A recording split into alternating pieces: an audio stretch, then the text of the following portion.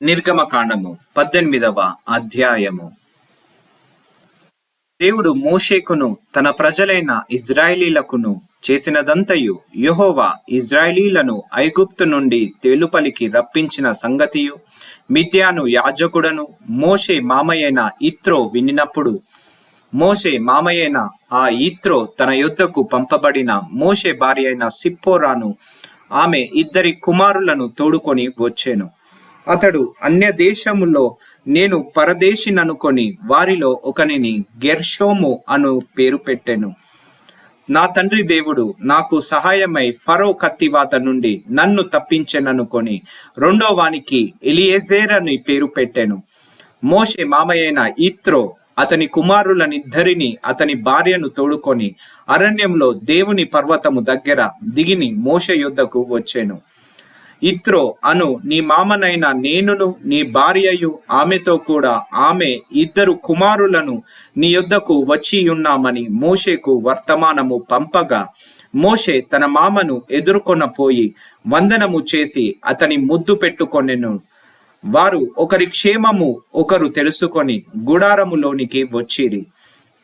తరువాత మోషే యెహోవా ఇజ్రాయేలీల కొరకు ఫరోకును ఐగుప్తీయులకును చేసినదంతయు, త్రోవలో తమకు వచ్చిన కష్టము యావత్తును యెహోవా తమ్మును విడిపించిన సంగతియు, యెహోవా ఐగుప్తీయుల చేతిలో నుండి విడిపించి ఇజ్రాయేలీలకు చేసిన మేలంతటిని గూర్చి యిత్రో సంతోషించెను.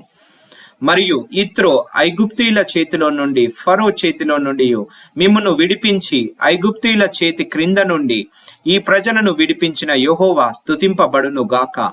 ఐగుప్తీయులు గర్వించి ఇజ్రాయేలీల మీద చేసిన దౌర్జన్యమును బట్టి ఆయన చేసిన దాన్ని చూచి యెహోవా సమస్త దేవతల కంటే గొప్పవాడని ఇప్పుడు నాకు తెలిసినదని అన్నను. మరియు మోషే మామయైన యిత్రో ఒక దహన బలులను దేవుని కర్పింపగా, అహరోనును ఇజ్రాయేలీల పెద్దలందరూ మోషే మామతో దేవుని సన్నిధిని భోజనము చేయవచ్చిరి. మోషే ప్రజలకు న్యాయము తీర్చుటకు కూర్చుండగా ఉదయము మొదలుకొని సాయంకాలము వరకు ప్రజలు మోషే యొద్ద నిలిచియుండిరి. మోషే ప్రజలకు చేసినదంతయు అతని మామ చూచి, నీవు ఈ ప్రజలకు చేయుచున్న ఈ పని ఏమిటి? ఉదయము మొదలుకొని సాయంకాలము వరకు నీవు మాత్రము కూర్చుండగా ప్రజలందరూ నీ యొద్ద నిలిచి ఉండనేలా అని అడగగా, మోషే దేవుని తీర్పు తెలుసుకొనుటకు ప్రజలు నా యొద్దకు వచ్చెదరు. వారికి వ్యాజ్యము ఏదైనను కలిగిన ఎడల నా యొద్దకు వచ్చెదరు. నేను వారి విషయము న్యాయము తీర్చి దేవుని కట్టడలను ఆయన ధర్మశాస్త్ర విధులను వారికి తెలుపుచున్నానని తన మామతో చెప్పెను. అందుకు మోషే మామ అతనితో, నీవు చేయుచున్న పని మంచిది కాదు. నీవును నీతోనున్న ఈ ప్రజలను నిశ్చయముగా నలిగిపోవుదురు. ఈ పని నీకు మిక్కిలి భారము. అది నీవు ఒక్కడవే చేయచాలవు. కాబట్టి నీ మాట వినుము, నా మాట వినుము. నేను నీకొక ఆలోచన చెప్పెదను. దేవుడు నీకు తోడైయుండును. ప్రజల పక్షమున నీవు దేవుని సముఖమందు ఉండి వారి వాద్యములను దేవుని యొద్దకు తేవలెను. నీవు వారికి ఆయన కట్టడలను ధర్మశాస్త్ర విధులను బోధించి వారు నడవవలసిన త్రోవను వారు చేయవలసిన కార్యములను వారికి తెలుపవలెను.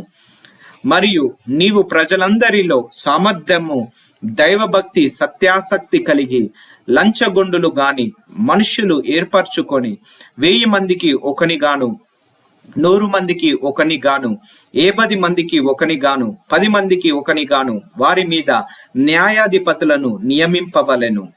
వారు ఎల్లప్పుడూ ప్రజలకు న్యాయము తీర్చవలెను. అయితే గొప్ప వాద్యములన్నింటినీ నీ యొద్దకు తేవలెను. ప్రతి అల్ప విషయమును వారే తీర్చవచ్చును. అట్లు వారు నీతో కూడా ఈ భారమును మోసిన ఎడల నీకు సులువుగా ఉండును. దేవుడు ఇలాగు చేయుటకు నీకు సెలవిచ్చిన ఎడల నీవు ఈ పని చేయుచు దాని భారమును సహింపగలవు. మరియు ఈ ప్రజలందరూ తమ తమ చోట్లకు సమాధానముగా వెళ్ళుదురని చెప్పెను. మోషే తన మామ మాట విని అతడు చెప్పినదంతయు చేసెను. ఇజ్రాయేలీలందరిలో సామర్థ్యము గల మనుష్యులను ఏర్పరచుకొని 1000 మందికి ఒకనిగాను, 100 మందికి ఒకనిగాను, 50 మందికి ఒకనిగాను, 10 మందికి ఒకనిగాను న్యాయాధిపతులను ఏర్పాటు చేసి వారిని ప్రజల మీద ప్రధానులుగాను నియమించెను. వారెల్లప్పుడూ ప్రజలకు న్యాయము తీర్చువారు. వారు కఠిన వ్యాజ్యములను మోషే యొద్దకు తెచ్చుచు స్వల్ప వ్యాజ్యములను తామే తీర్చుచూ వచ్చిరి. తరువాత మోషే తన మామను పంపివేయగా అతడు తన స్వదేశమునకు వెళ్ళెను.